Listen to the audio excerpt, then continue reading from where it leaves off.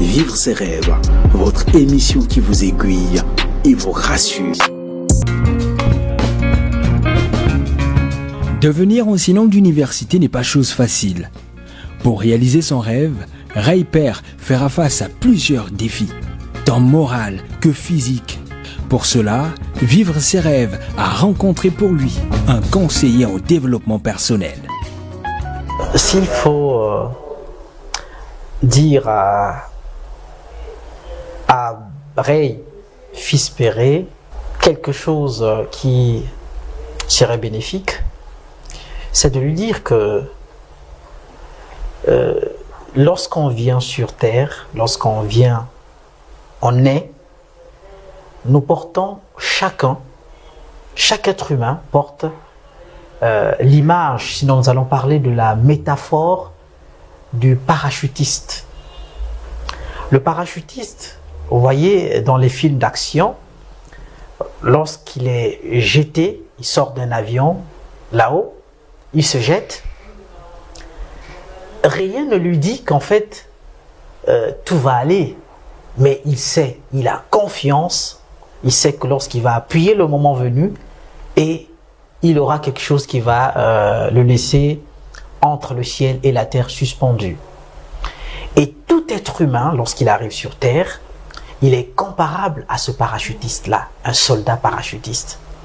Et vous avez un rêve, c'est lui de devenir un éminent professeur d'université, mais dans le domaine des langues, notamment l'anglais. Ce que je vais vous dire, c'est quoi?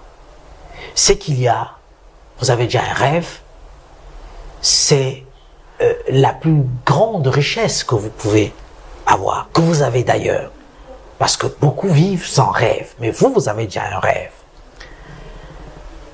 Et quand vous avez un rêve, ce qu'il faut pour que ce rêve se matérialise, je ne vais peut-être pas aller de façon ordonnée, mais je vais tout de suite vous dire que la première des choses à faire, c'est de faire école auprès de ceux qui ont déjà suivi ce chemin, plus ou moins suivi ce chemin, pas forcément comme vous le voulez. Au moins faire école dans le sens où vous devez découvrir qu'ici ils ont bien fait et là ils ont failli. Et vous saurez faire un distinguo entre leur faille et leur réussite. Ensuite de tout ça, quand vous avez fait école dans le sens de ce qu'ils ont déjà fait en amont, alors vous avez découvert finalement le chemin, s'il est droit ou il est un peu tordu, et vous, à ce moment-là, vous tracez le vôtre. Parce que chacun de nous a un chemin à suivre. Nous faussons souvent lorsque nous avons tendance à suivre le chemin de l'autre, à vouloir faire comme l'autre, à vouloir faire comme X ou Y. Mais non, si vous faites comme X ou Y, assurément que vous allez échouer. Et deuxièmement, il faut apprendre à zapper, permettez l'expression, à zapper, sinon à ignorer les gens qui ne croient pas en votre rêve. Oui, vous devez les connaître. Vous savez qu'un tel, si c'est membre de la famille, si c'est papa ou c'est maman, vous devez apprendre à zapper tous ceux-là qui ne croient pas en votre rêve et qui ne croient pas en vous. Parce que lorsque vous dites à quelqu'un, bah écoutez, moi j'ai un rêve, je vais être professeur, un éminent professeur d'université et je vais enseigner l'anglais, il y en a qui vont vous dire, c'est un cauchemar. Non, vous, ce n'est pas pour lui c'est un cauchemar, mais pour vous c'est un rêve. Parce que le rêve, vous devrez le réaliser. Donc vous devez vous éloigner des gens qui ne croient pas en votre rêve et qui ne croient pas en vous. Parce que ce sont eux souvent les tueurs de rêve, les gens qui ne croient pas en vous. Et quand vous avez su le faire, à ce moment-là, la suite c'est quoi? C'est que vous devez vous mettre dans la peau d'un professeur d'université, quoique vous ne l'êtes pas encore. Vous vous mettez dans la peau d'un professeur d'université. Vous vous mettez à suivre les professeurs d'université, même à la télé, ou vous achetez des films. Comment est-ce qu'ils font? Comment est-ce qu'ils se tiennent? Comment est-ce qu'ils parlent? Comment est-ce que... Voilà, vous vous mettez dans la peau de ces éminents professeurs qui sont d'ailleurs vos modèles. Et quand vous les avez suivis, vous avez pu capter leur posture, leur façon de faire, et vous faites ce que nous appelons en développement personnel une reprogrammation, sinon une programmation mentale. En quoi faisant? Alors, vous devez dire un certain nombre de choses sur vous-même. N'attendez pas que quelqu'un soit votre griot. Vous devez être votre propre griot à vous. Dites des choses à vous-même. Dites, je suis un éminent prof d'université. J'enseigne l'anglais, mais alors pas comme les autres. Parce que vous êtes le seul en votre genre. Vous savez, je vais vous dire qu'on n'a pas, chacun de nous a une touche particulière. Et la vôtre est telle que vous. Personne ne viendra dire, mais cette touche est comme celle-là. Non, chez nous, les êtres humains, c'est comme l'ADN. Chacun de nous a son ADN. Il n'y a pas deux ADN qui se ressemblent.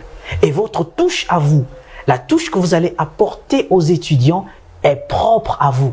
Ce qui fera que lorsque vous ne serez plus là, on dira, oui, on a eu des profs, mais lui, il avait une touche particulière. Donc, vous commencez à dire des choses à vous-même, à votre intellect, à votre subconscient. Dire par exemple, je suis un prof d'université. Et ça s'appelle de la reprogrammation, sinon de la programmation mentale. Et votre cerveau va s'habituer à ça. La programmation, par définition, c'est donner des ordres à son cerveau afin de lui demander de vous donner ce dont vous avez besoin. C'est pour cette raison d'ailleurs, dans les milieux religieux, notamment à l'église, on vous apprend à réciter des prières. On vous apprend à réciter avec le chapelet à plusieurs fois. Vous voyez, même chez les musulmans, ils ont le chapelet, tout le temps, il faut réciter parce que, en fait, c'est une sorte de programmation pour donner des ordres au cerveau afin de vous donner ce dont vous avez besoin. Et vous aussi, vous devez répéter des choses à votre cerveau, dire à votre mental que vous devez être prof d'université. Et ne le dites pas une seule fois, dites ça plusieurs fois. Je suis un prof d'université. Je suis un prof d'université. Je suis un prof d'université. Et j'enseigne très bien l'anglais. Ne dites pas que vous enseignerez. Vous n'êtes pas au futur. Dites que vous l'êtes. Et comme vous l'êtes, c'est comme à l'église. Je suis sûr que vous allez à l'église, comme tous les autres. Vous voyez, à l'église, on dit quoi?